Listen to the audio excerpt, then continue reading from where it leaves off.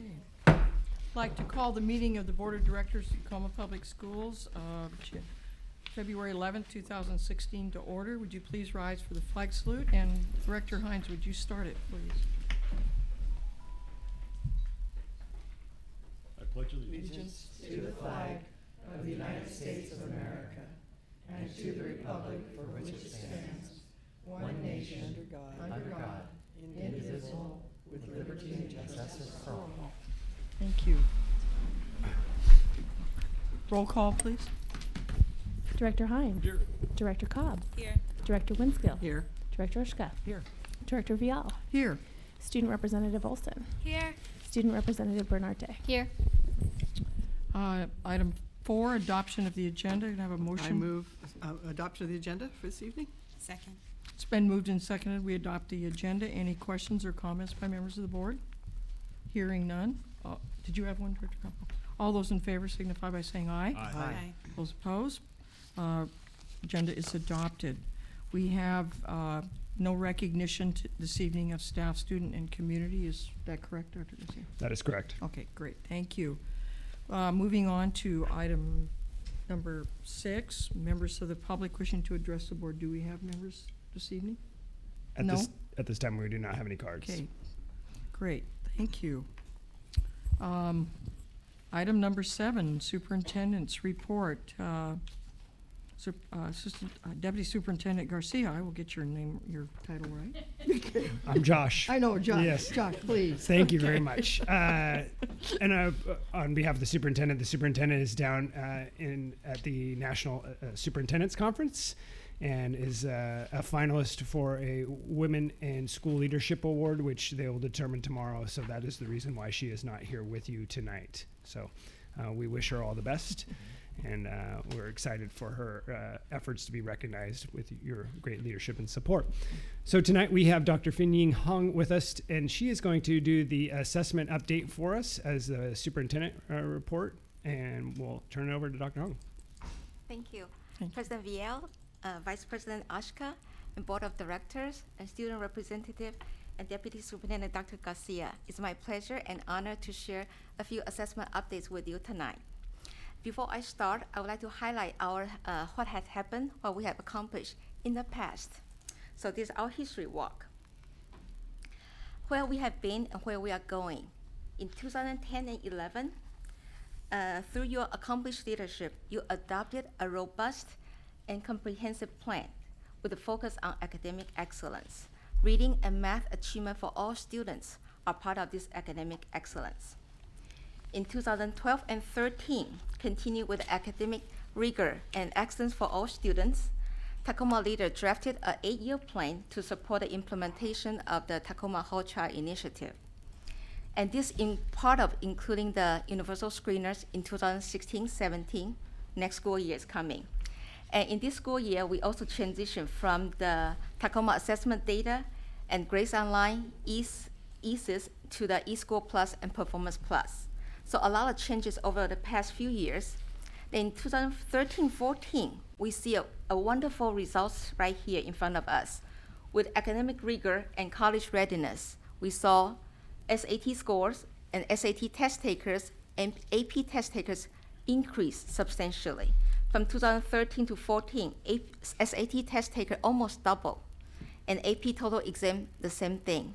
So that momentum keep going, and we build on these positive energies and the feedback from the field. We come 2014 and 15. In the spring of 2015, Tacoma leaders created 2 different departments, Department of Assessment and Department of Research and Evaluation. So these 2 departments are separate entities with their own focus of projects and responsibilities. And we bring all the district assessment under one umbrella to Department of Assessment. So we all focus to provide alignment and continuity and consistency across our district to support our Tacoma teachers and leaders. During this time, Assistant Superintendent Marie Verhart conducted a needs assessment survey to gather feedback from our principal and assistant principal, say, in curriculum instruction and assessment, what is the need out there? What is the gap? What can we do better? And from that needs assessment survey, we conducted a lot of in-depth survey research and focus group, which I will share with you in a couple of slides. And the best part is that we also have project management office to support us. So it's a coherent system to support assessment revamping work from different departments. So we have project management on special assignment, Hannah Benro, point 5 to assessment, to support assessment, and assessment director position was created. And it's an honor for me to join Tacoma family, and it's a journey, a lot of wonderful work, and the best part is that to work with Tacoma teachers to find out what is our solid and meaningful assessment system that is fit our needs, and that's what we want.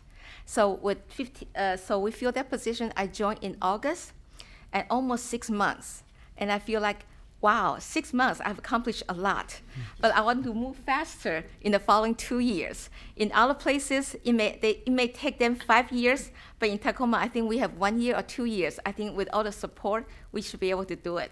And the support, the best support is from our teachers and building administrators. So in August, our Assistant Superintendent Verhar shared the vision of building a comprehensive assessment system with all district administrators at a retreat.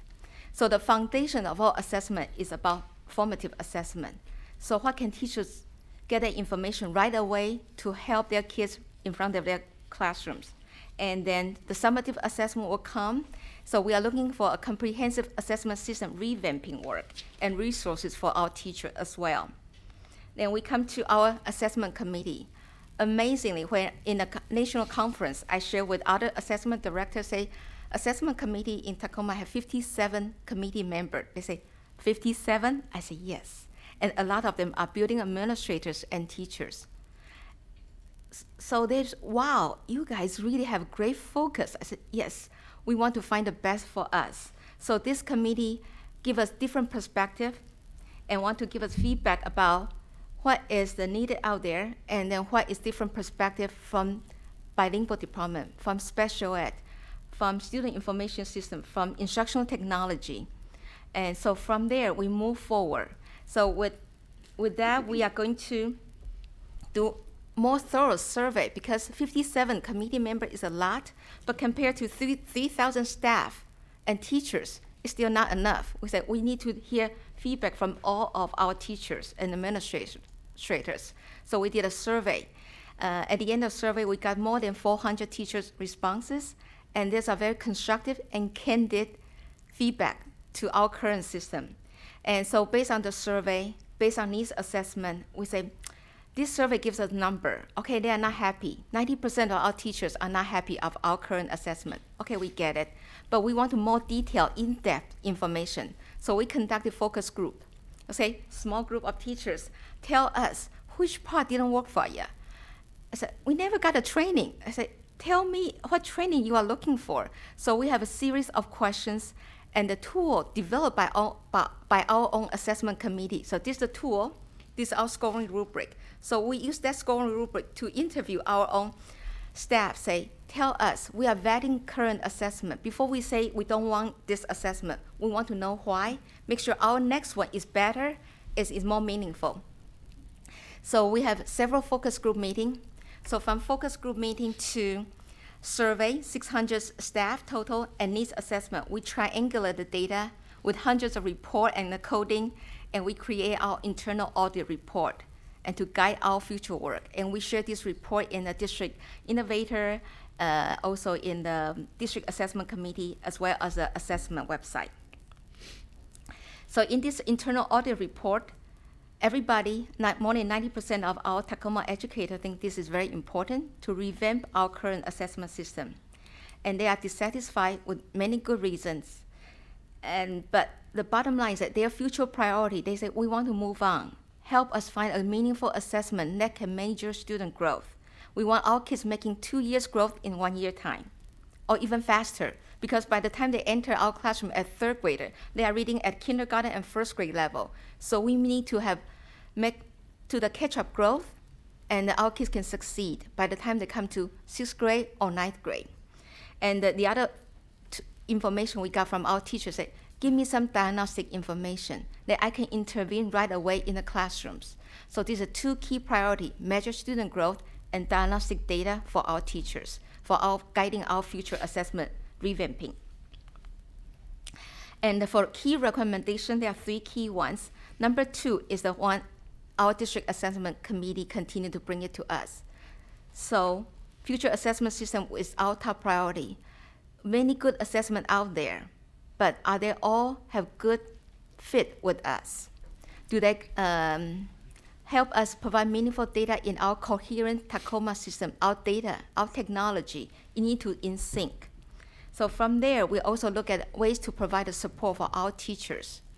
So what is the training look like, and what is the support we can provide? So our next step, our assessment committee last week, they met and they look at their technology infrastructure, because all the vendors looking at student growth, they have a computer adaptive testing. It's all rely on technology. So we talk about infrastructure and our reporting and our own capacity building. So this is our multi-phase, multi-year project. So it comes to 5 years, but we one step at a time, 6 months at a time. So right now, our next focus is pilot. Okay, before we choose any final vendor, we want to make sure your product really is, we don't have system flaw or fatal flaw that doesn't go along with our technology. At the same time, we want to say, teachers, you still have a chance, tell us what other area we can support you better. So pilot might happen in the spring and the summer.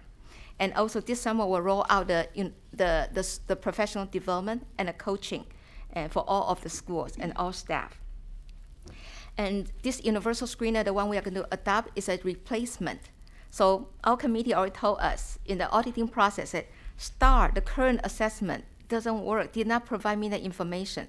So the one we are looking for is a replace of current district assessments. And from now until the end of this school year, like I mentioned, we will recommend K-10 universal screeners and K-5 reading diagnostic assessment. And we will look at system integration and support and training and rollout. And hopefully we can have our assessment calendar draft done in this April and May, and tell principals, so is this what the calendar you are looking for?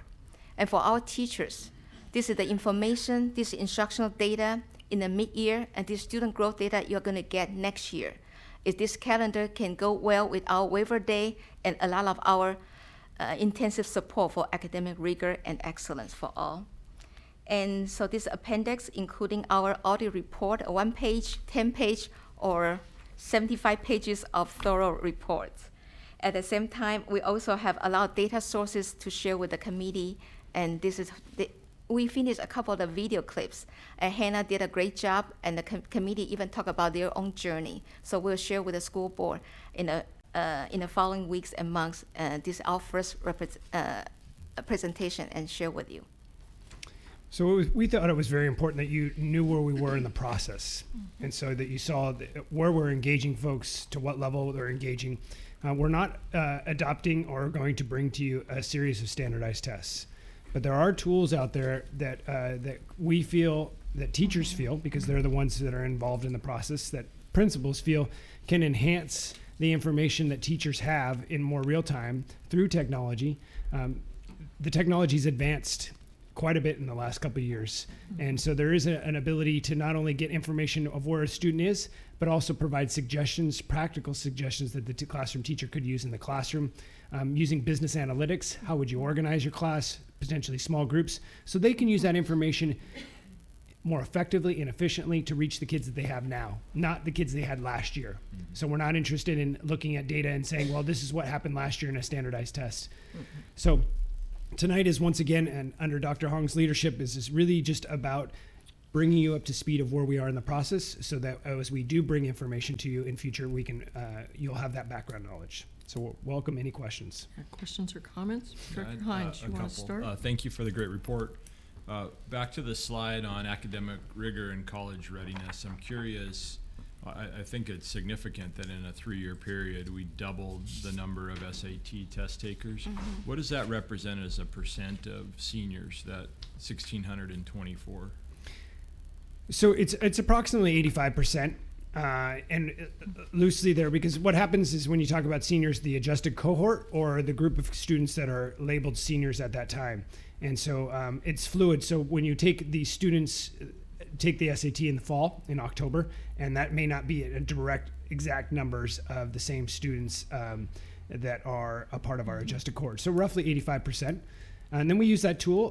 Right now we have 2 students this week. I see Mr. Page in the crowd that have been tracked down. One is in Panama and one is in Philadelphia. And they'll be taking the SAT this week because they did not complete their graduation requirements at Foss High School last year.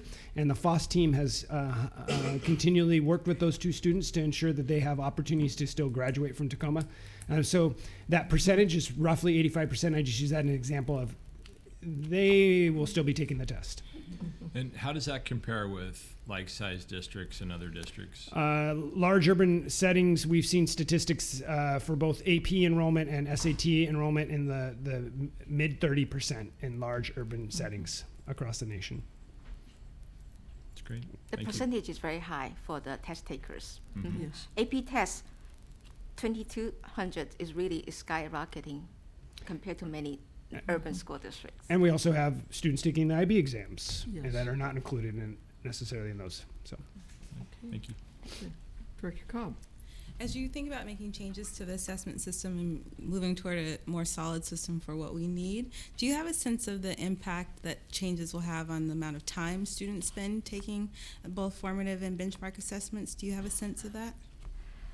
Yes, this is one of our top priority in our teacher survey. Say loss of instructional time is their number one concern. It's our concern as well. So for the state assessment, we cannot change that part. But for district assessment, for intention, we look at, is it worth of our time? Our time is precious. We want the good diagnostic information. At the same time, we don't have 5 hours, 8 hours, and 10 hours. So we put in our RFP, and it's part of our scoring rubrics. And the committee look at the one we are thinking of adopting and submit for your approval. The testing time is about 45 minutes. That's great. Mhm. Thank you. So we balance testing with assessment. And so teachers are constantly assessing their students. And Dr. Hong mentioned we're going to stop doing some things as well, which, there's always ripple effects. So I'm used to this tool. But with students being mobile, it's important that we have consistent data, comprehensive data, so that when a student travels from school to school, that's really a capturing of time, again, when a teacher doesn't have to start all over. They walk in, they know as close to possible where the student is academically, and not just that they're reading, but where are their strengths in reading as specific standards, and where are their skill developments. We feel like that's a recapturing of time as well. So as we bring recommendations, we're also going to articulate what we'll stop doing. Okay. Great. Thank you. Director Winskill.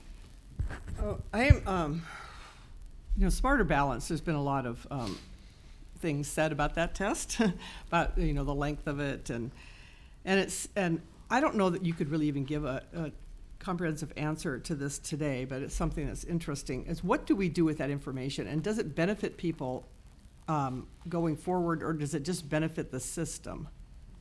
So when we get our scores, do the teachers know how their students did? Do the tests follow the students the next year? I'd be interested in the answer to that. I can give it a try. For Smarter Balance, it aligns with the Common Core state standards. So Angie Lanville, Teaching and Learning Assistant Director, and I will share a Smarter Balance and what it's about. What does it tell us with a PTA at Washington Elementary School a couple of weeks ago. At the end of the presentation, the PTA president, the kids opted out to take Smarter Balance last year.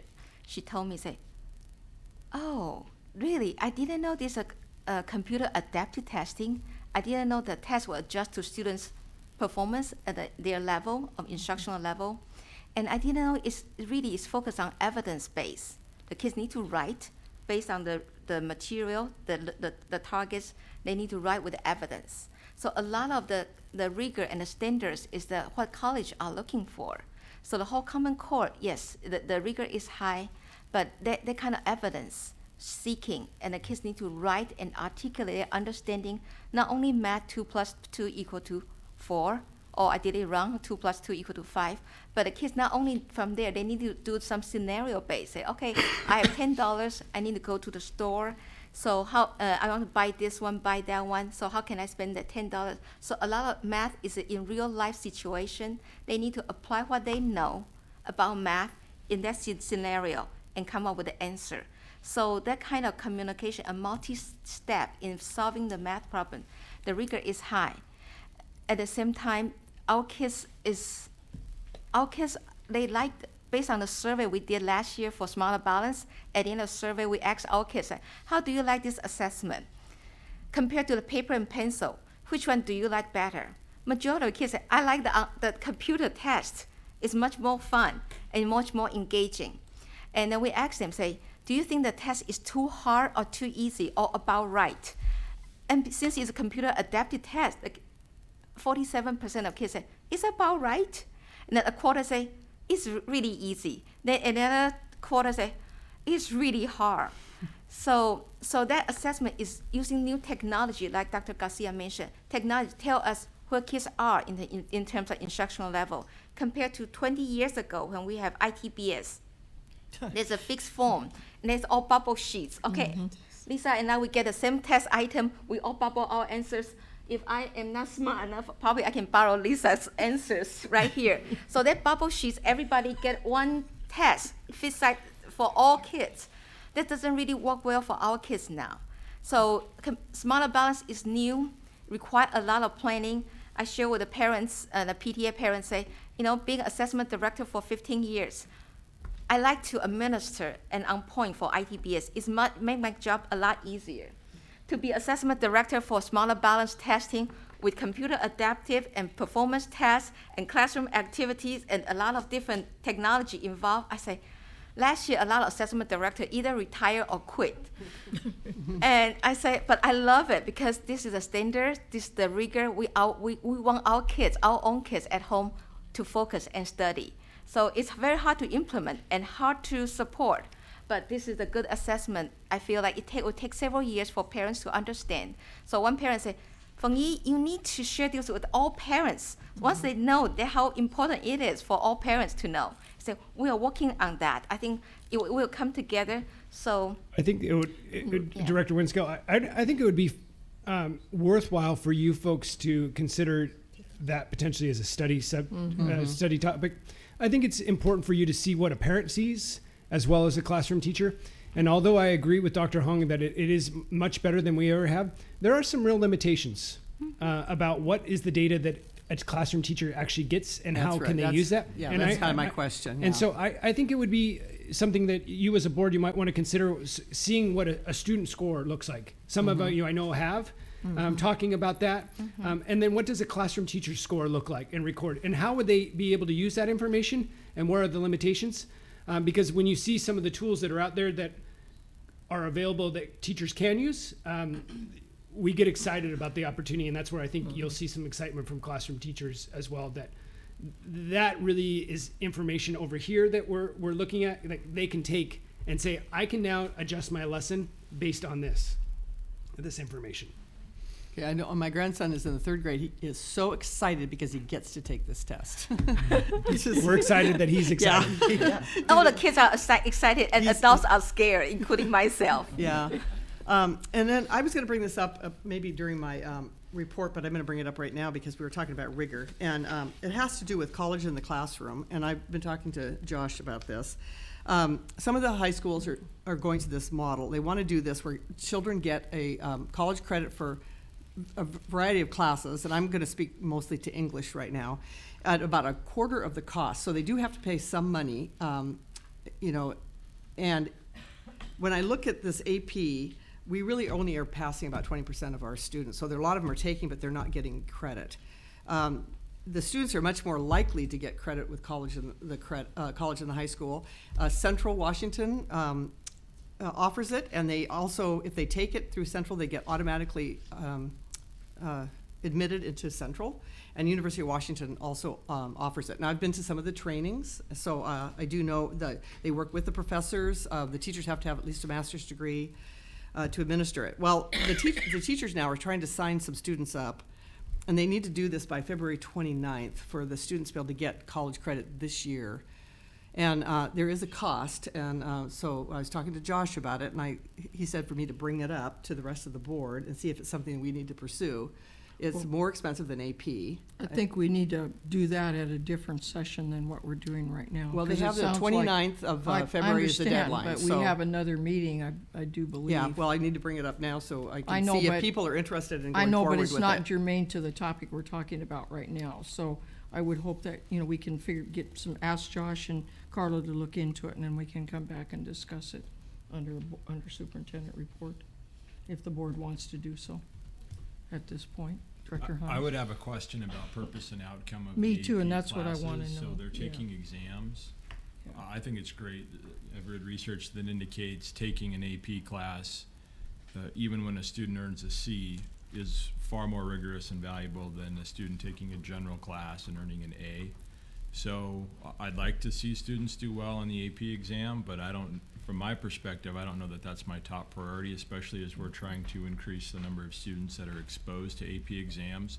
I think those passing probably will catch up over time, but the fact that they're now being challenged, that the rigor is being applied to their coursework is from my opinion, that's the positive outcome that's come from this. So if we do engage in that conversation, I'd like to have that as a topic covered, the purpose and the outcome of the AP, and have us think back to when we adopted our academic acceleration policy, some of those conversations we had around why we wanted more kids to be exposed to these types of classes. Thank you. Director Rushka? Thank you. First of all, I don't think I've had a chance to meet you before, Director Hung, so welcome to the district, even though it might be a little bit late. We're glad to have you on board. I was going to talk about success and scores related to slide number 5, but I think that's been covered at this point largely. I think exposure is important in tracking it to make sure that people are given greater opportunity to succeed as part of our mission. So I'm looking forward to how we grow there. I do want to just briefly speak on the topic of college and the high school, because it's not a new idea, and Central's not the only one that does it.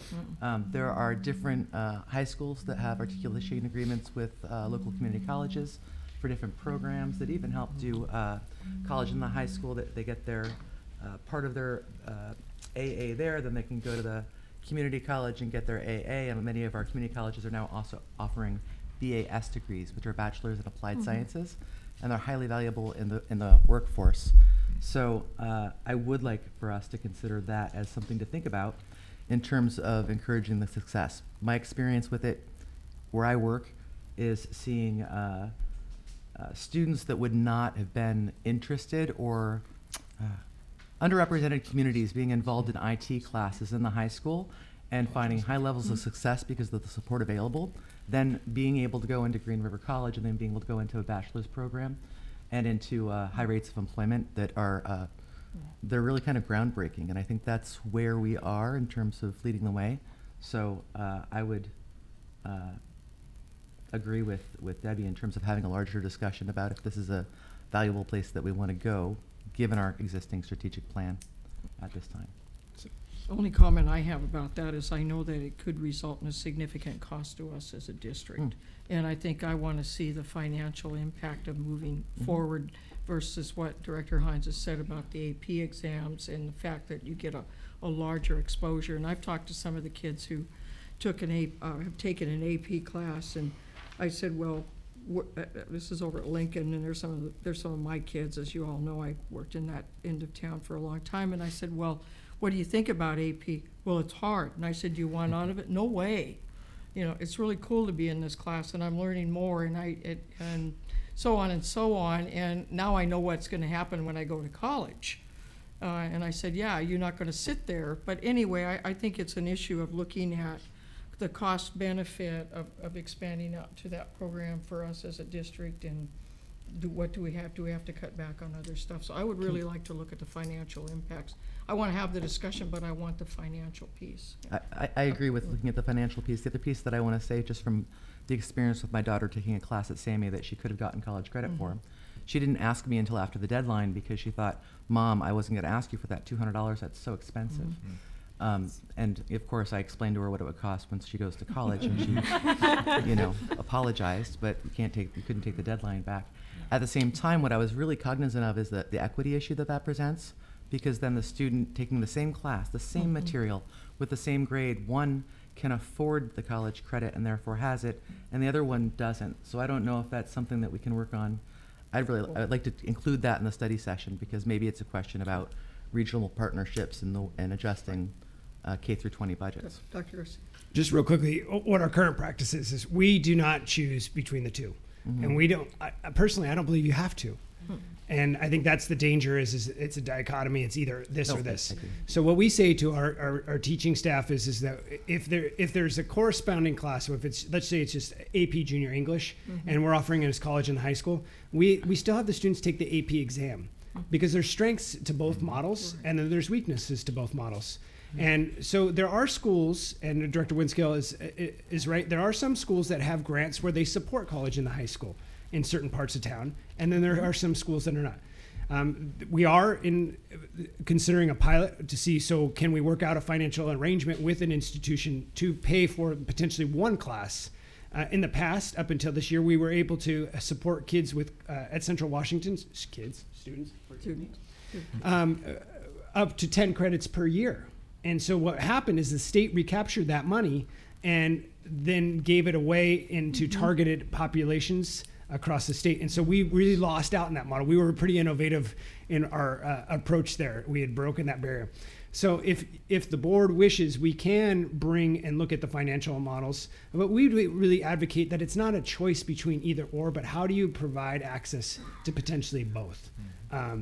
But why Director Winskill is bringing it up is not only her passion, but we had made some agreements as a team that we would talk about these things, and then you would guide us through your protocol. And so, Well, then let's have a study session on it and get the information and see how we can figure out how to make it work from a financial standpoint. I wonder if our students have had, either of them have had these classes. Do you have any comments? Go ahead. Yeah, I take AP English right now as a junior, and I know, so next week we're starting the AP class of the University of Washington, and I know that we also support College in the Classroom, and we do the Central Credit also. I do know that the financial point is a point to talk about, because there are students who I know in the class that probably won't be able to afford it, and it's not fair because we're all taking the same class and we're all given the same opportunity to have a class that's $300 rather than $1,000 when you're in college. So I do believe it's a good, solid topic to talk about, because I know there are students out there, especially because I sit next to students who probably won't be able to afford it. So, Orly, do you have any comments? I agree with her, because earlier she was telling me about it, and it's true, because there are, like, some students who can't really afford much as, like, other students who can. So I agree, it is a big topic, because there's a lot of kids at my school who want to take opportunities like other students, but they don't have the money for it. So I agree. Okay. Super. Okay. Only comment I have is when I read through this, when I saw it, I thought, thankfully we now have the missing piece to measuring our academic success, because this has been the missing piece. But we had to do all the other stuff to get here, and I'm really excited about the possibilities of having spent time in the classroom and knowing, and I've always felt, since I have been, no matter what level I was at, PhD candidate or kindergarten, that every good teacher assesses on a daily basis. And we've gotten the idea of assessment being testing, and they're two different things. And I think as we've gone through this, I think, people beginning to see this, that when we talk about, and it's not high stakes tests, they're not standardized tests, but they will be for our district, so that we will have a baseline upon which we can measure our kids.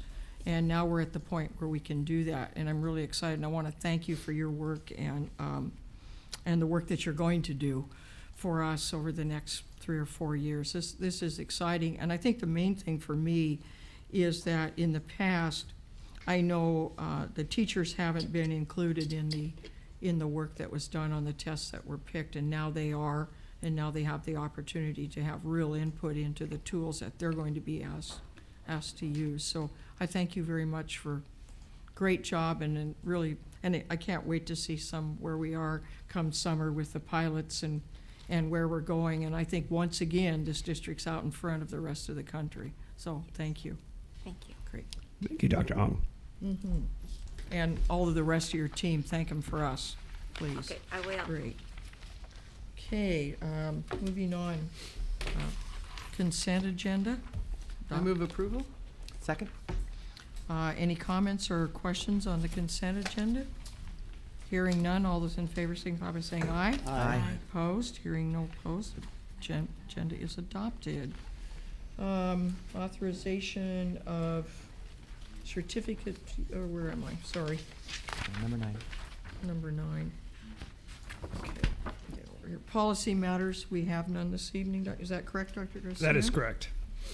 Quarterly financial update presentation on, we have none at this time. Presentations on the financial health of the district will be made during regular board meetings on a quarterly basis. Monthly financial statements can be found on the district website. Moving on, curriculum and instruction, item 11.1, approval of College Spark Community Grants Program application. Patty. Ms. Luat. Ms. Luat. The I'm director, used to Rosalind sending you, I'm sorry. the Director of Financial Services, on behalf of the Chief Financial Officer, recommends that the Board of Directors approve submission of the Community Grants Program application in the amount of $150,000 to College Spark, and if funded, approve expenditure of funds according to the accepted guidelines. I'll move approval. Second. It's been moved and seconded. Any questions or comments, Ms. Luat? Hearing, whoops, I'm sorry. I'd just like to Garcia. add, this is a direct response to the earlier comment about advanced placement, and this is so that we have several action steps to. Our goal is one is to open the doors, and then the second is to ensure that the students are successful in the classes. Our failure rate in rigorous courses is below the average in other courses. So our kids are being successful in the courses. And then to get them to take the exams and then to ultimately be successful in the exam. So although we like to celebrate our increased enrollment, we're not satisfied. And this will allow us to go deeper into that work to support students, to support staff and professional development. We have a team up at the AP Western Forum right now studying what are the best practices, policies, and so we're rigorously trying to improve in that area as well. Thank you. Any questions or comments? Hearing none, all those in favor signify by saying aye. Aye. Those opposed? Resolution is adopted. 11.2, approval of Pierce County Skills Center Memorandum of Understanding, the Pierce County Skills Center for summer 2016. Dr. Garcia, are you going to do this? Yes, please. The Deputy Superintendent on behalf of the Assistant Superintendent of K-12 Support, recommends the Board of Directors approve the Memorandum of Understanding Agreement between the Pierce County Skills Center and Tacoma School District. I'll move approval. Second. It's been moved and seconded to adopt item number 11.2. Are there any questions or comments of Dr. Garcia? Okay. Hearing none, all those in favor signify by saying aye. Aye. Those opposed? Item is adopted. Moving on, business matters, we have none. Other business, 13.11, cancellation of the June 9, 2016 Board Regular Business Meeting. General Counsel, would you please? The General Counsel recommends that the Board cancel the June 9th, 2016 regular business meeting, understanding that if the Board believes an additional meeting is necessary in June, one can be added at the May 26, 2016 meeting. It's my understanding the reason for that is that both Director Hines and I will be, we'll be tied up with graduation that day, so that late afternoon and evening, I have Wilson and you have Lincoln, so. Anyway, that's why we're doing it. So if we have a motion. I so move. Second. It's been moved and seconded. All those in favor signify by saying aye. Aye. Opposed? Okay, so the meeting of June 9th for 2016 regular business meeting will be canceled, and then when we will know by the May meeting whether or not we need to schedule another meeting on a Thursday in June to make up for that. Okay, report to the board. And Ms. Troffler, I believe this is yours. Hopefully you're feeling much better. Thank you. Good. Heard you were kind of under the weather. Yes, I was. We don't need hazmat suits now. No, I am clear now. So I do have two team members with me Super. I've got Betsy Minor-Reed and Janet Fawcett, John Bell. Can you double check your mic, Assistant Yeah. Superintendent Troffler? Yeah, and there it is. Thank There you we very go. much. Thank you. Unfortunately, John Bell did go home ill today. I'm sure there's no correlation. So you say, huh? Yes. So we redivided up, and he'll be watching from home. So I'm happy to have my team members here with me tonight. So we have the PowerPoint for you, and we provided it in the Friday packet, but we updated it.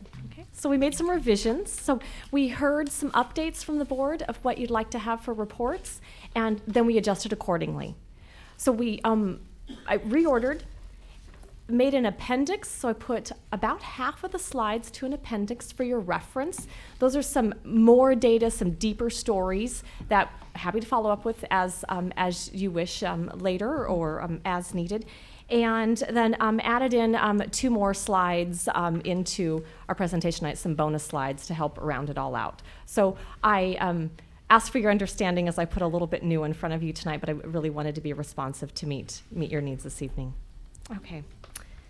So we're down to 14 slides is what we're going to share with you instead of 37. Okay. They're smiling. Okay, and you've got the clicker? Thank you, Betsy. Okay, so the first handout you should have up at your seat in front of you then is our timelines at a glance. So at every meeting when we report to you, we like to make sure and give you an update. So I'll leave that for your reference for you. And again, we'll make sure and any questions that you have, we just go through and keep updating. We just keep coloring in the columns and getting more and more done. This is big work. We remember that the Urban Collaborative told us, 5 to 10 years, and we're only a few out. But Assistant Superintendent Troffer, could you do me a favor Yes.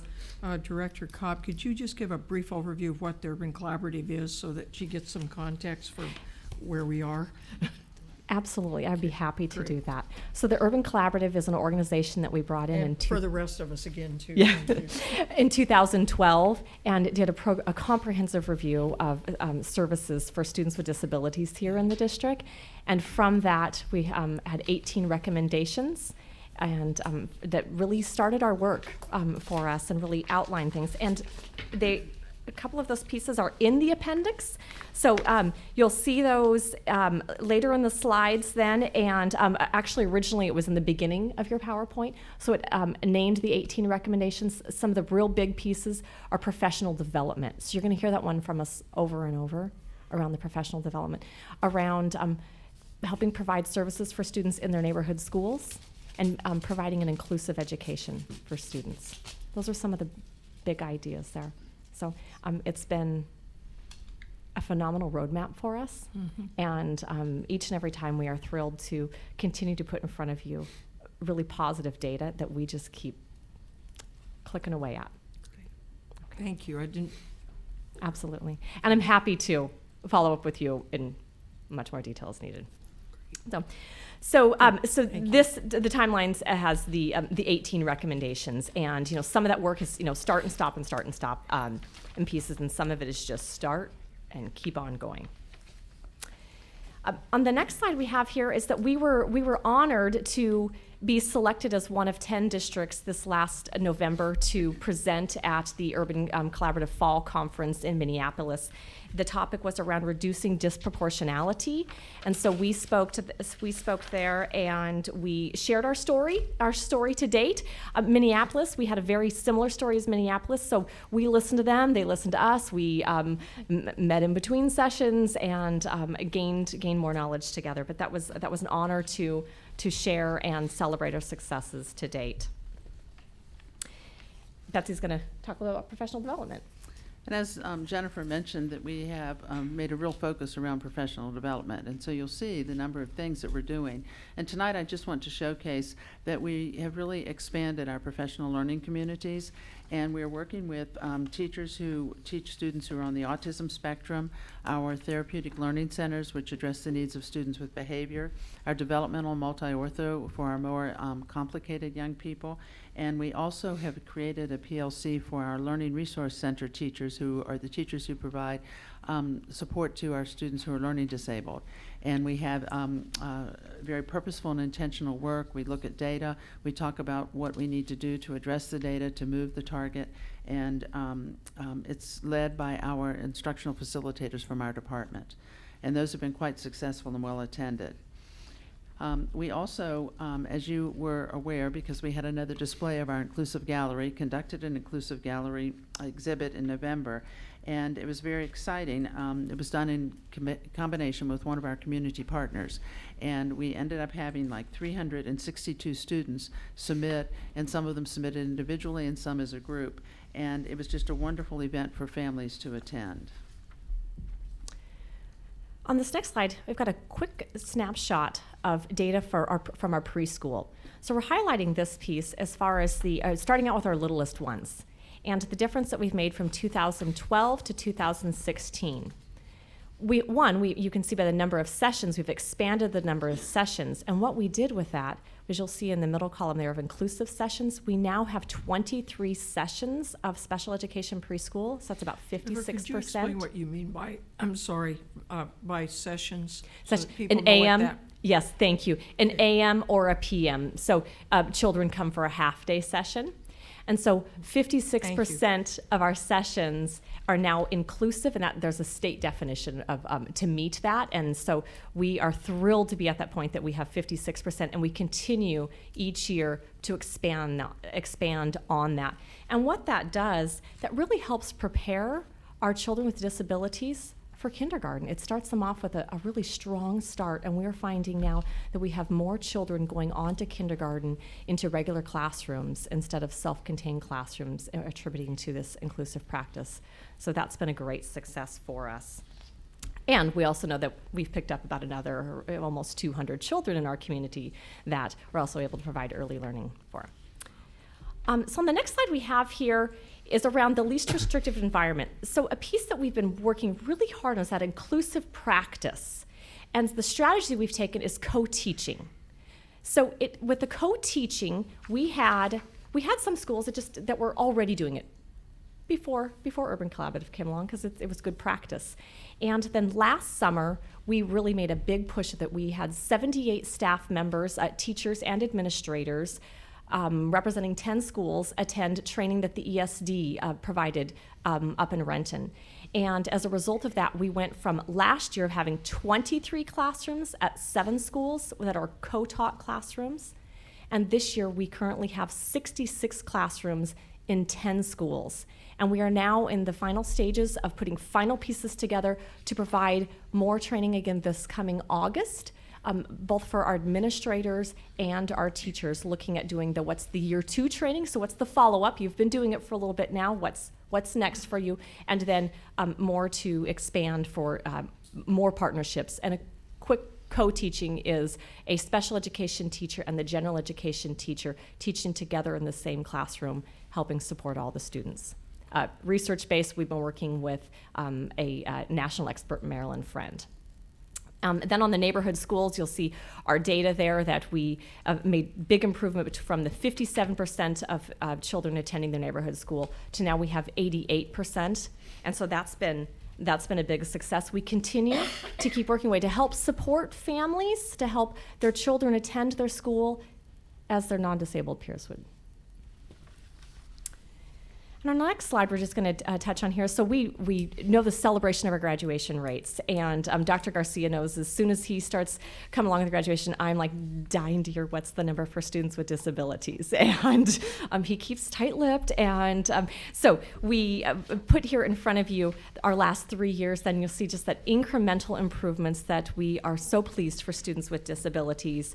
I'd like to add on to that the 2010 number, because it is rather shocking. The 2010 graduation rate for students with disabilities was 37.3%. Wow. So we continue to celebrate those gains for students with disabilities. So now we want to give you, show you 2 data pictures to represent the number of students with disabilities who are being excluded from school. And the exclusions are because of suspensions or expulsion. And so as you look at this graph, the first column represents a 2014-15 school year, so it was a year ago. And the blue column represents this current school year. And we're tracking this data by, oops. Time's up. We're tracking this data. Real quickly, is the blue this year or last year? Last Last year. year. The Thank blue you. is last year, the 2014-15. Thank you for asking for And the red clarification. is, And the red is this school year. is sure, thank you. And so in this school year, you'll note that we are seeing decreases by month of the students who are being excluded from schools. And we believe that some of this is because we've paid lots of attention to what are the factors involved in exclusion and trying to come up with alternatives. So some of our schools are using what's called restorative justice, where a student will do community service in the building, or we come up with other ways for them to stay in school. We also are reducing the length of suspension because we're recognizing that suspending for long periods of time is not to the benefit of the student.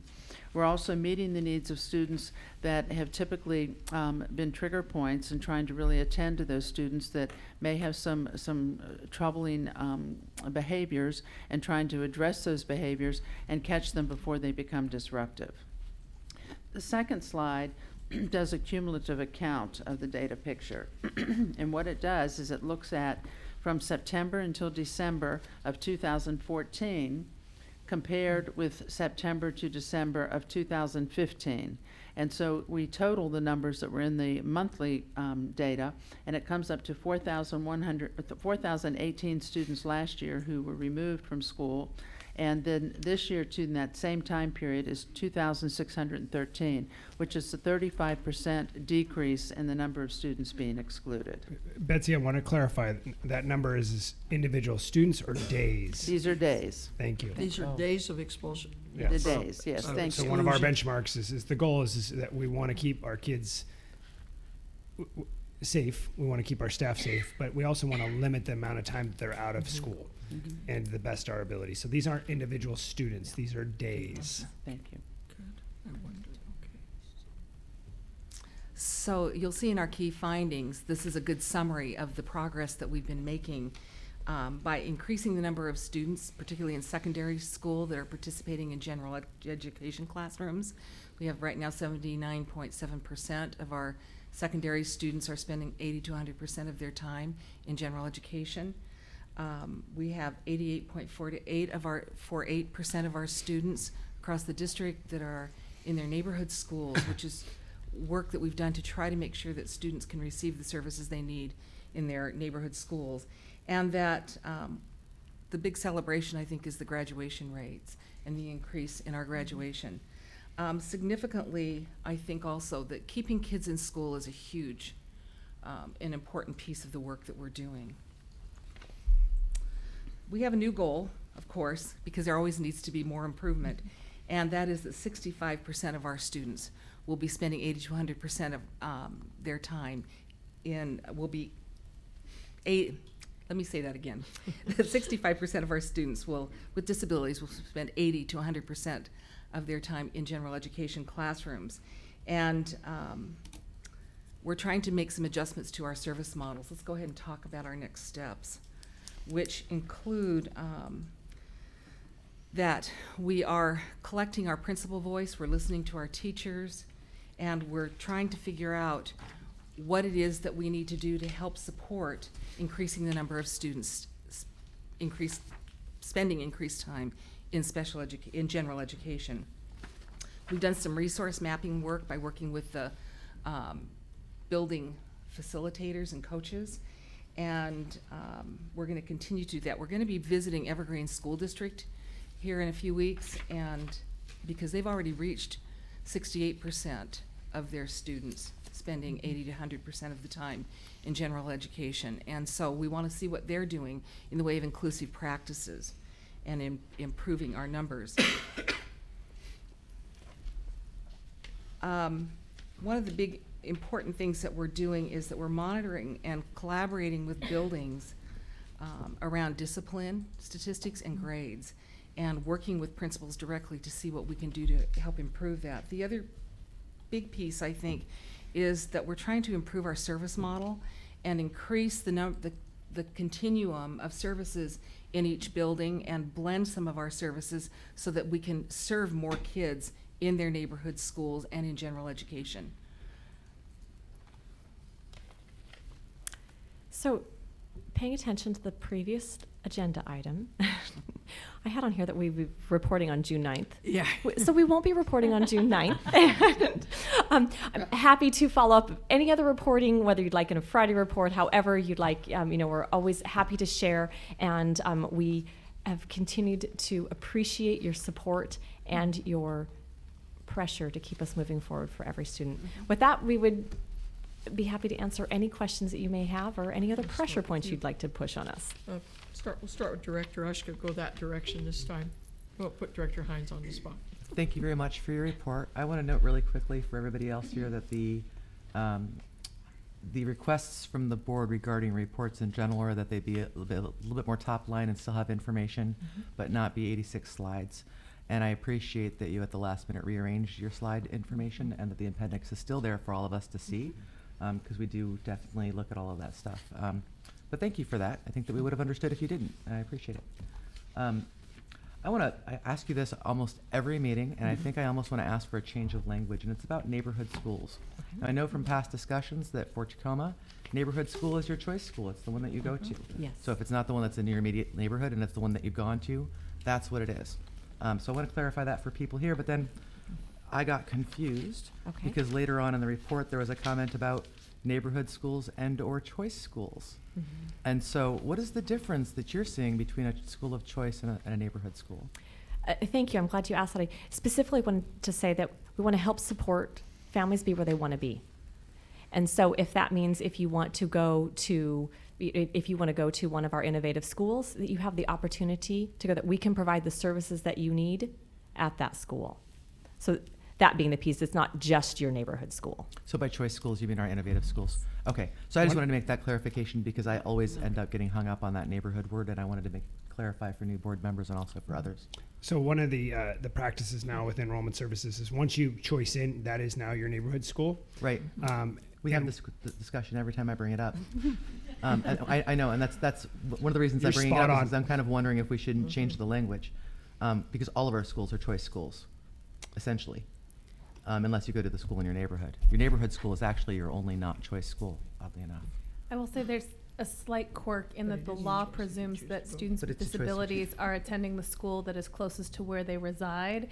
And so for Jennifer and her team's accounting purposes for the IDEA, they have to use neighborhood unless the family chooses option or chooses to opt out of their neighborhood school. So the way the federal law works is there's a presumption that you want to attend your neighborhood school, therefore you should be able to if you regardless of whether you have a disability.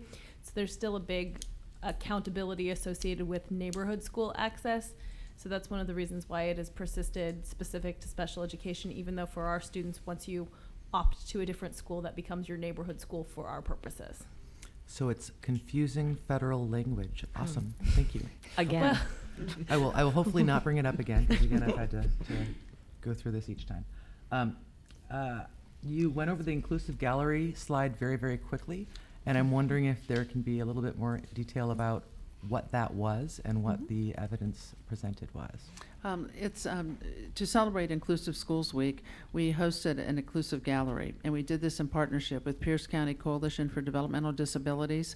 And we asked students from across the district to submit an artifact that represented what inclusion meant to them.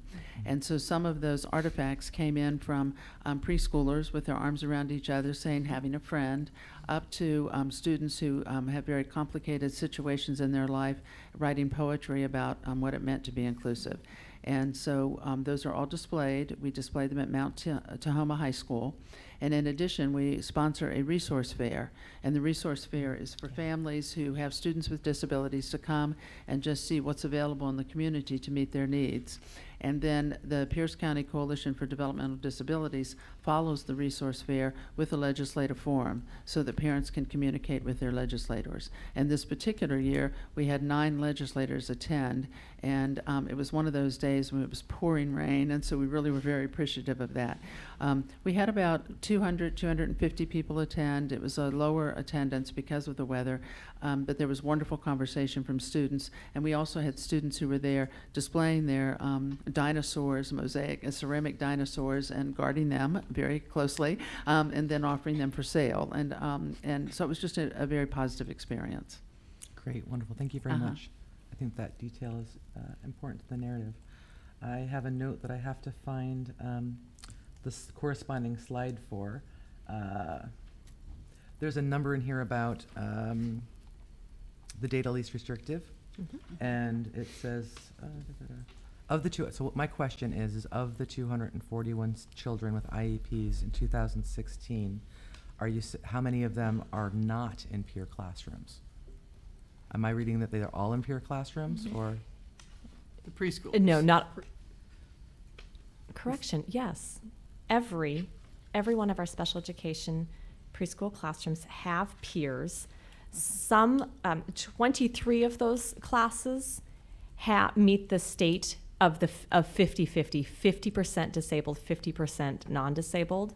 So that the remaining ones, while we have peers, we're not at a 50% ratio. Okay. I think I was confused because of the number 56 in 2012 versus the 2016 246. So 'Cause I thought I heard you express 2012 as a percentage. I don't think I did. Okay. I could have It was a misspoke. number. It was just a number. And so I think it was so just- some of our classrooms that aren't at that 50-50 have 4 peers in them instead of the ratio of 50-50. So we still have peers. It's a matter of us how much we can grow each year. Perfect. It's just the way I read the slide, obviously I had some questions, so I appreciate that. This is not data that I think we usually report on, and if it's, I want to bring it up, I guess, with the board, and also I would love to see it at least once. We talk about graduation rates, and I, of course, am delighted to see them raise as significantly as they have. There are 2 different kinds of degrees that people with disabilities can get, and I wonder if we have data on which kind they're getting. Right now, getting it up at all matters, but making sure that they're getting, the individual students are getting the type of degree that most suits them is also extraordinarily relevant to make sure that we're providing quality services and not just making sure there's seat time. Yes, I think it's a great question. I'm happy to follow up on that and get it in a Friday report. Is it? Yeah, I would like to I have appreciate that a great deal. Friday Yes. report, I think, will be And that's, helpful. Okay. I know that our teams across the district do extraordinary work, and it's not a suspicion in that regard. Generally, when I ask questions like this, I find out that the data supports positive outcomes, and that's what I'm hoping to find. So woohoo on the reduction of exclusion and restorative justice and those items. I know that there's a lot of items that have to do with co-teaching and everything else that we've really put a lot of investment to that helps those outcomes happen because people understand what's happening on the ground and build relationships instead of suspension forms, which is very, very, very vital. I have a question about restorative justice. When is that happening? Are they staying after school, or are they, I want to make sure that they're not out of the classroom, but in school to do restorative justice? Right. It really varies. And there's, last year we partnered up, I think Shannon, you partnered with us, and Jennifer Cabista, and I want to say we had over 20 some administrators go to a training, and then we continued with a once-a-month follow-up on just really brainstorming, just ideas. What can you do otherwise to help? And so it really does vary. I would imagine that there's some that may be after school, and there's some, maybe before school, maybe it's during lunchtime, whatever variety of different things that they can come up with of other ways. And maybe it's something that they can do at home. It's really wide open around what was the situation and what's that conversation between the student, the administrator, and the family of what can be done to help keep the student in school so that they're learning every day and repair. I just really appreciate it. It's a phenomenal amount of work. It was very recently that we really saw how disparate that data was, and that rate of transition is extremely positive, so I'll look forward to seeing that continue to increase. And again, thank you for your work. Another question.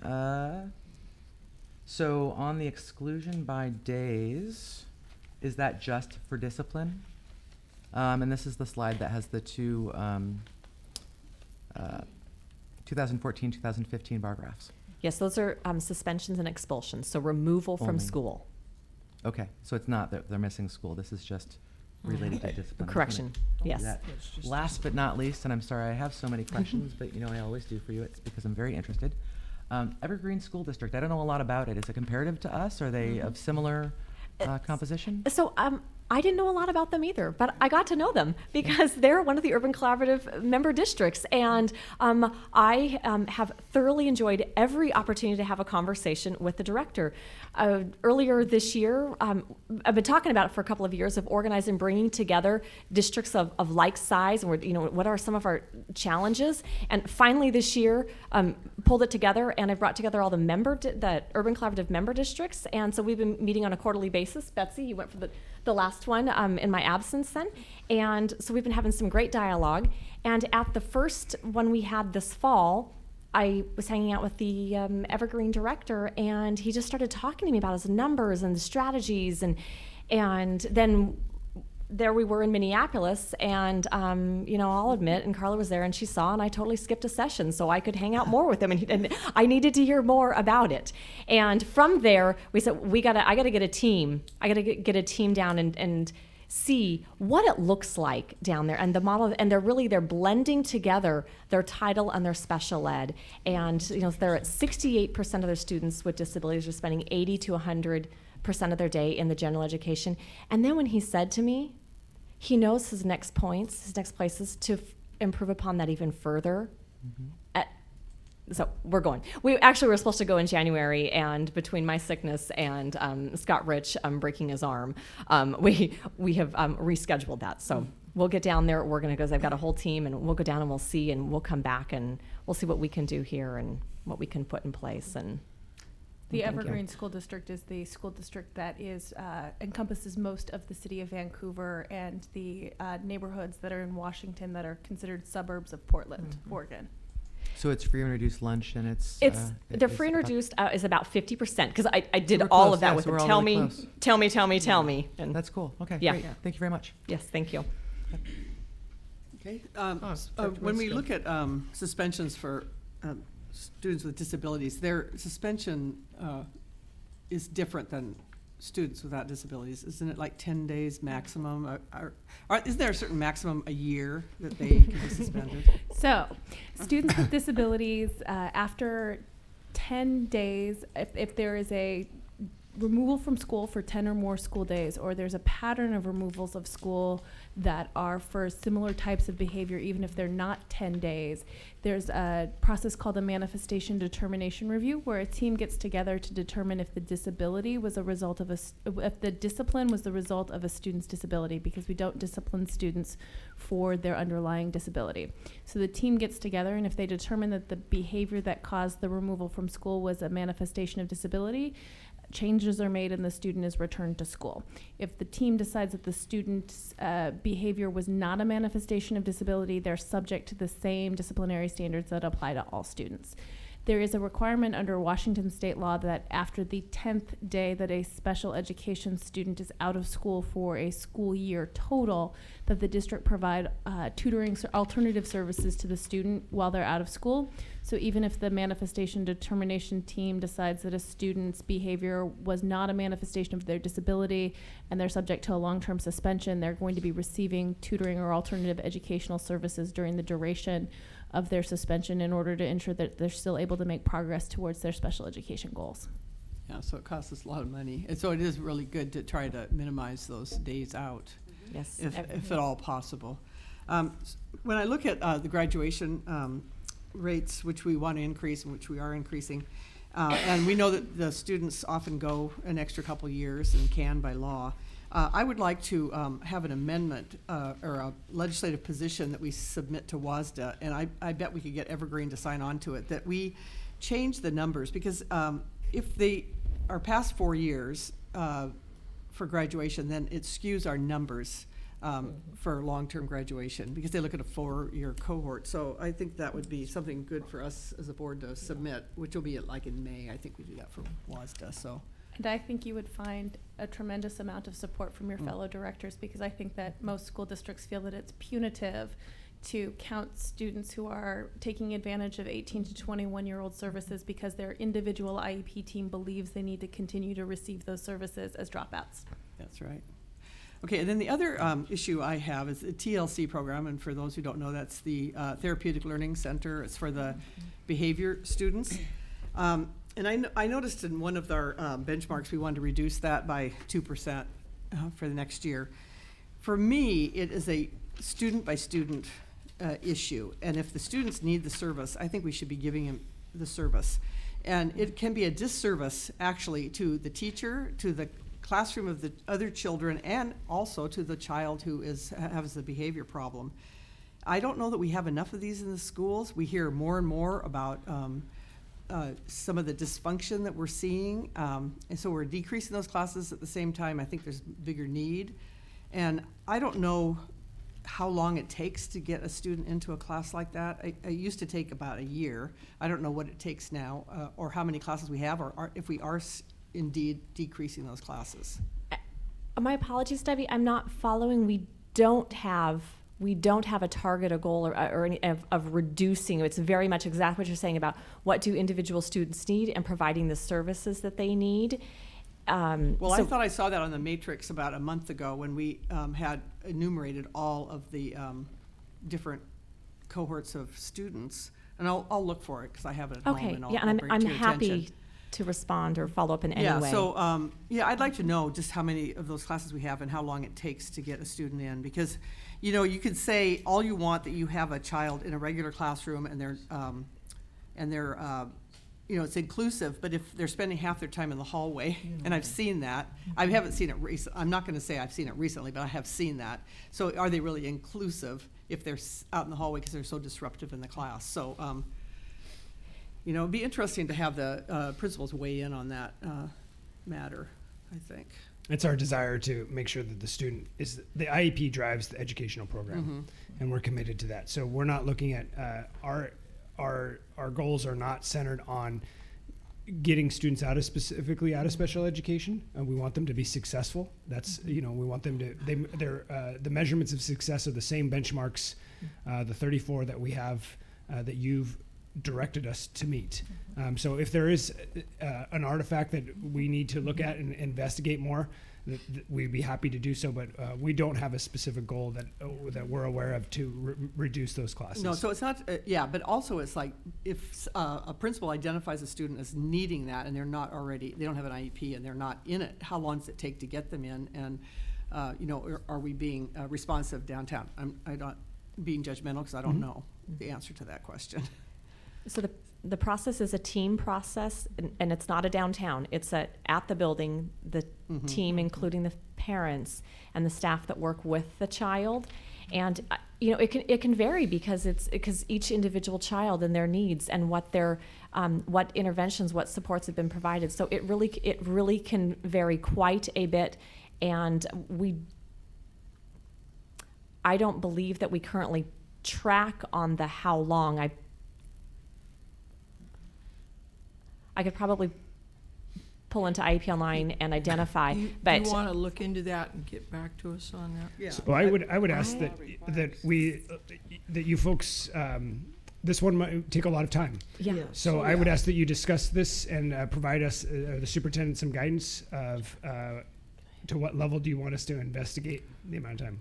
Yeah, so I don't need a huge long investigation. I just want us to be open to that and actually engage the principals in a conversation, because they're the ones who are dealing with it rather than us, and say, are your needs being met in your building? Are you having these issues? Yeah.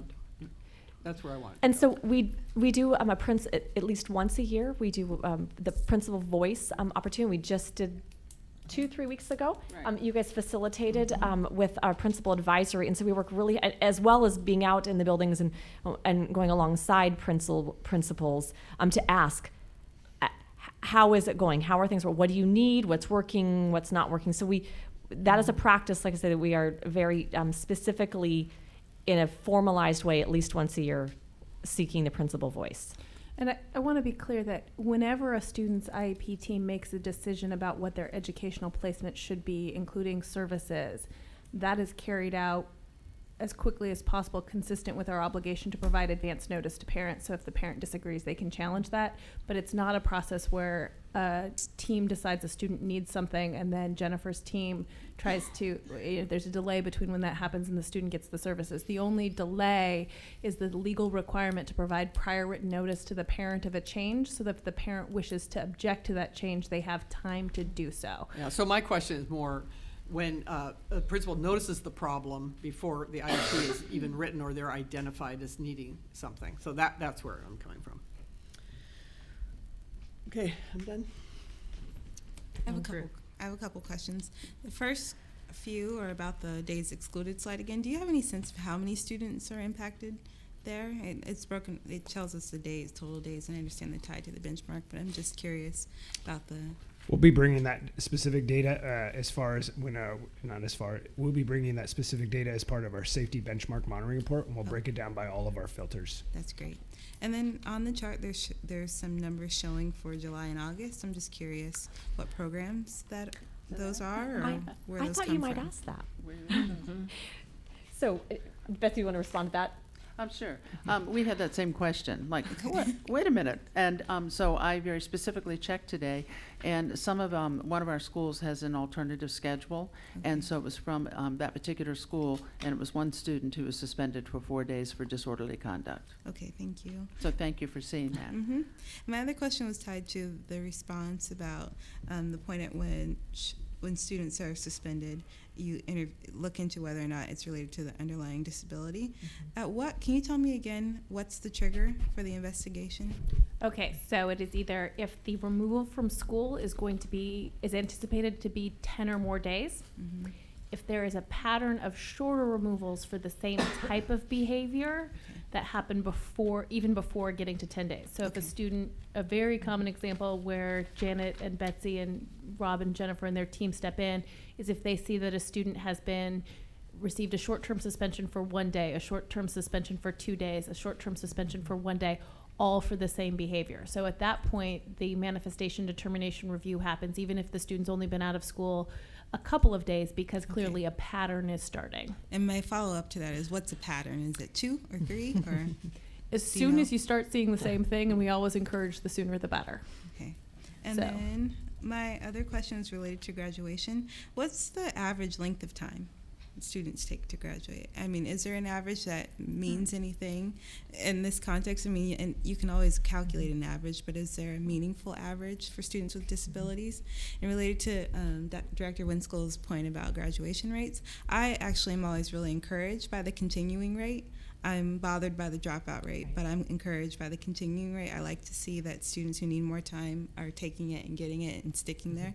So I'm just curious if there is a meaningful average length of time here. Well, the meaningful would be as our state and federal track that of the 4 years, and for some students, as you say, with the continuing is powerful for them to continue, and we know that some students don't. So I would say the 4 year is absolutely the real meaningful for them. So I guess I understand the accountability context around the 4-year rate and the 5-year graduation rate, but from a district perspective, I would like to see us talk about how we think about the continuing rate and how we think about and how we encourage students who are, I mean, I know what we are and in buildings principals are and folks are sticking with kids, but just from a higher level of being encouraged by that continuing. So one of our benchmarks is specifically around 5th year. Yep. And the board at the time of the benchmarks, the first round and then after the community's feedback in the second round of adoption was very clear that they wanted to indicate that 5 years. What we do see is that some students with special ed, and we can get you those numbers, go beyond 5 years. Yeah. But unfortunately, when you look at the data, 17.9% have dropped out. Yeah. And so, in the special ed category. So those students are not in any services that would keep them in school at that point. And so the 22.4 are students that are still with us, that are continuing their education program. Unfortunately, there are students with special education needs who simply just need that 5th year to finish up their graduation requirements, and their IEP team doesn't think they need 18 to 21-year-old transition services. So those students oftentimes do end up in our 5-year graduation cohort. However, the students with significant disabilities who need those 18 to 21-year-old services, which are focused on life skills, job skills, and being able to be as independent as possible, are never going to meet the state many of them are never going to meet the state graduation requirements. And even when they complete all of their IEP goals with us at 21, and we consider it a successful completion of a special education program, they're still considered dropouts currently. I get that in the larger accountability world, but I think it's great for us to hear like how those numbers break out and to know who falls into that category versus who, yeah. So. President Vial, may I make a Yes, comment? go ahead. In that regard, because I know some kids that are past their 5th year, I think it's really important, particularly in special education, that we're not pushing kids out at 18 or the 4th year if they need the extra skills to be successful. They might have met their graduation requirements, but if they don't have the ability to apply for college, attend school, I mean, there's self-advocacy skills that are a piece of maturity that are difficult to develop. So I would hope that as we do this, as we have this conversation, I want to make sure that we don't diminish how valuable those extra years can be in a higher quality of life for people with disabilities once they leave the district. Because those type of services and the services the district offer do not exist any place outside of K through 12, not even if they have $1 million. Well, I think you agree So with her, I right? totally agree. And I guess I'm saying, in looking Well- at the numbers, we should just be conscious of all of these nuances in the world of special education and really be celebrating those opportunities for students who can stay and benefit from those services, and looking at the numbers in a way that's broken out a little bit more so we can understand what that means, as opposed to the general ed program where we look at things a little bit differently. Well, I think we've had those numbers in the past, and I think you'll see them, as Dr. Garcia said, as you go through the filters. And one of the issues has been what Director Winskill brought up about counting against our graduation rates when we keep the kids longer, and that's something that we do need to have addressed in Olympia. And almost every school district in the state is saying that. We almost get penalized in the numbers by keeping our kids, and we want to. I had a cousin who greatly benefited from that in the early days, very early days of special ed, who was allowed to go to school because there was nowhere for him to go to school till he was age 10. And he did stay in school till he was age 21, and he had severe disabilities, but it gave him some skills where he could go and work at Goodwill and things like that. So I know what you're saying, and I'm glad Director Ushka made that point, that our kids, some of them at 18, aren't ready, or 19, even that extra year, and that extra 2 years of that community transition program is a blessing for many, many families and for many of our kids in this community. So I think we need to figure out a way to get Olympia legislature to say, whoa, or let's change how we count that, and encourage kids to stay in that community transition. I know for a number of the kids on the numbers that don't continue on, it's parents not understanding or not signing their kids or keeping their kids, or it may be parent guardian issues. So I think those are some of the things that at some point we can look at. But I'm really pleased with the progress that we have made as a district since I came on this board. I think, special ed, I think for all of us is, in many respects, we've all been around the block and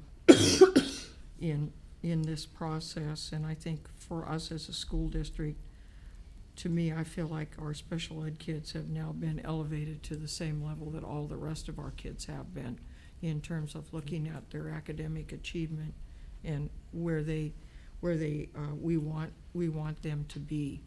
And I think, we know that this is a never-ending process and a never-changing one, and I think we've done a good job of adapting to our children's needs. On the issue of the neighborhood school, I only have one comment about that. In my neighborhood, many of the kids are now going to school who were special ed kids within their real neighborhood school, and they couldn't before. So I think we can keep that school of choice and neighborhood. It really does mean neighborhood for, especially in my neighborhood where there were not those services for a long time, that kids aren't being bused clear across town, and they're with their neighborhood friends that they play with, and I think that's been a real advantage of doing that. So I know what you mean by neighborhood versus school of choice, but for some of us, it actually, As long as that's what they want. and that's what they want, so we'll continue to. Sorry, Director Hines, I jumped in on your comments. Go ahead. You are the president. That is Thank your you. job. I have the power. Yeah, as much as you give me, thank you. Thank you for the thorough report. I have a comment and a couple of questions. I would start by saying I support Director Winskill's recommendation to engage WASDA with a suggestion that perhaps we first start by a Dear Colleague letter out to other districts, so that it's not us going to WASDA, but us first engaging other districts that we believe have a similar interest in how that data and those students are represented. Great, thank you. The One more. I just want to make sure that we have a chance to talk as a board to make sure that we're talking about the same thing, because there are ways that there aren't checks and balances in our recommendation that students with needs could end up being taken advantage of by people of, but not by people in TPS. No, we'll do that. I mean, we're not gonna go support something that we're not comfortable with. Yeah, sorry. Yeah, and I would think my suggestion for a Dear Colleague type letter is to engage our colleagues on the issues that General Counsel raised and that others on the dais have raised today, rather than directly to WASDA with go to the legislature and fix it. Can we get these issues on their radar and work together for appropriate fixes where necessary? Well, this is what they do at the legislative, the committee does this in the summer, and they put all this together from other Well, districts. I think so. we're saying that we've always kind of been out in the front a little bit with the school districts, and maybe we can help lead this and help WASDA in that arena. Is that what you're Absolutely. I think there's talking about? value in Great. coalition building. I So agree. for us to go out and engage our colleagues around the state to come in collectively And rather than individually. And I've certainly heard this from other school Mhm. districts too, that, you know, we need to get this fixed and yet not hurt our kids. And I think there's a way to, obviously, there's always a way to get something done. Okay, Dr. And then a go ahead. I'm question sorry, on Director Hines. graduation rate. So I would be interested to know comparison to like-sized districts and national average. And I thought I heard Director Cobb ask a question I had, but didn't get the answer I was hoping to get back. So on the number of days excluded, students with disabilities, it's total days. I would be interested to know total number of students with disabilities so that we then can calculate number of days. And did I hear we have to wait until the safety report to get that information? It's one of the benchmarks is this the number of students, percentage of students and number of students. So we would, when we do the safety benchmark, we would be bringing that back to you. We don't have to wait, but I was trying to, not very articulate, say we measure those things and we will Okay. be bringing that back to you. So the disability, students with disability is 12.4% or something of the population, correct? Isn't that about, yeah? That's what the Generally. state Right on. funds. It would be helpful for context. Well, I'm sorry, that is a distinction. We do Fifth. have more kids than we receive funding for, am I correct? We've been hovering right below the cap of the funding. Okay, but that's been an issue. I know going back to when we were doing school funding stuff that I was involved in back in the early 80s about where that cap was, and it was basically, I'm gonna be real brutal about it, it was dollar driven by the people who, the legislature who adopted that funding formula at that time, and it was not necessarily directed towards the needs of the kids. And that's just my own editorial comment, having to suck that up, having been one of the authors of that report, so. Director Hines, Dr. Kabista does have that information. She was sharing it with me today, and I can't remember what the numbers were off the top of my head, but she does have that information. Okay, thank you. That would be helpful because then it puts context to the decrease in number of days, because then we could calculate the total number of days. Can Jen do that in her Friday report on some of the other stuff we've asked for? Get back to you in that. in the That would be Friday great. Okay. My last question is the percent of students with disabilities at the Willie Stewart Academy. So when we say there's almost 18% of students that have dropped out, and the purpose of that school is to go and grab kids that have dropped out. Are we leveraging that as a tool to go, or as a resource to go and re-engage students? Yes, we are. And I don't recall offhand right now the number of students. We'll bring it back to you in the Friday report. Yeah. Percentage of students that are special education students at Willie Stewart Academy. That would be great. Super. Thank you. 2 quick comments. Okay, Dr. Garcia, the floor is yours. Just a data piece of when we talk about the total number of students that go beyond in community-based transition. Last year, there was 18 students that went from in the adjusted cohort to the community-based transition. We've had a pretty passionate conversation about how to advocate for that. So, and we appreciate the context of we don't want the door wide open, but we do believe, and 18 students is approximately 1%. And so that's how we always look at things, is that threshold.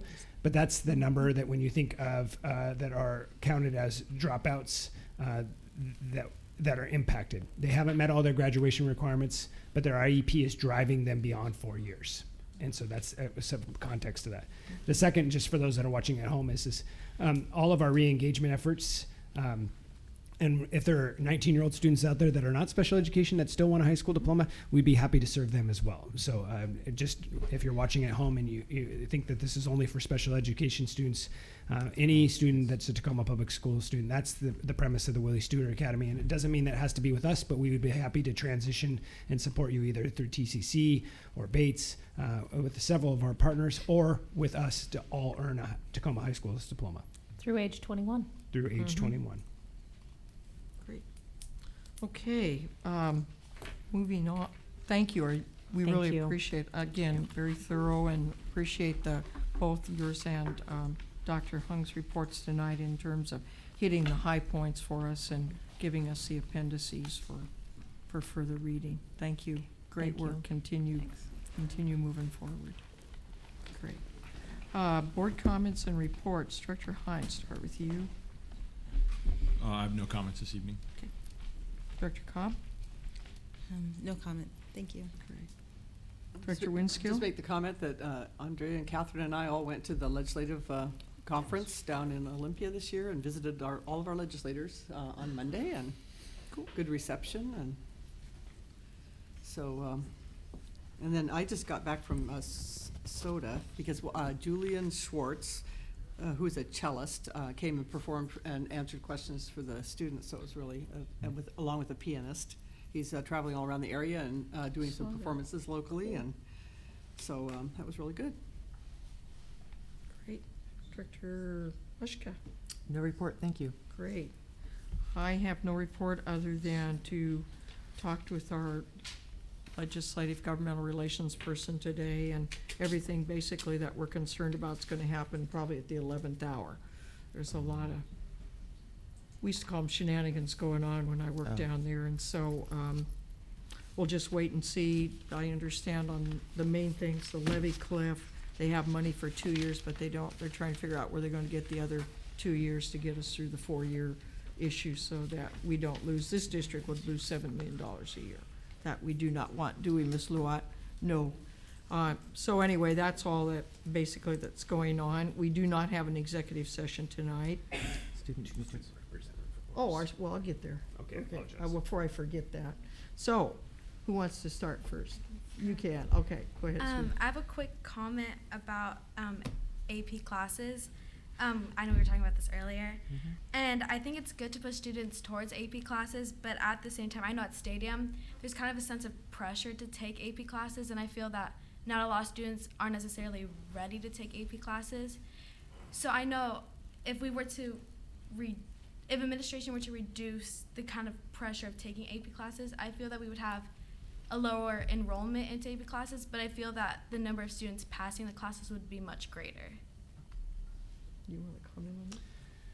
We have seen that our passing rates for our AP classes are, in comparison to all other classes, they have a higher passing rate. Oh, really? Yes. And so just a little bit lower, and I'm still running the final numbers from first semester to first semester last year for the team, but early indications, so I won't say final numbers, indicate that A's are a little bit lower, B's are higher, C's are higher, and then D's are about the same. And then failure rates are lower in AP, IB, and college in the high school than average classes.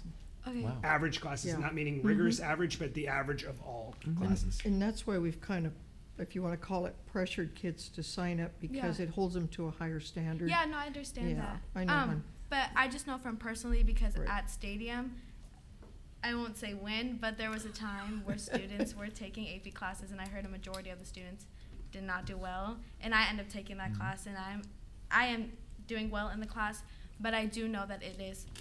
Well, that was probably when we transitioned from it being optional to being, it if you're qualified, you're in. True. And that is a transition, and I think it was but as Dr. Garcia said, we're beginning to see, you know, kids actually being, I'm glad I'm here and I'm learning more. Yeah. And it goes with our higher expectations as a school district, and also giving more kids the opportunity to experience that. So, but I know what you're saying, there's always pressure. Yeah. That's what life is about. I'm Yeah. sorry to say, but Yeah. I'm kidding, no, but seriously, I appreciate you bringing that up, sweetie. Okay. You guys answered my question, so no comment.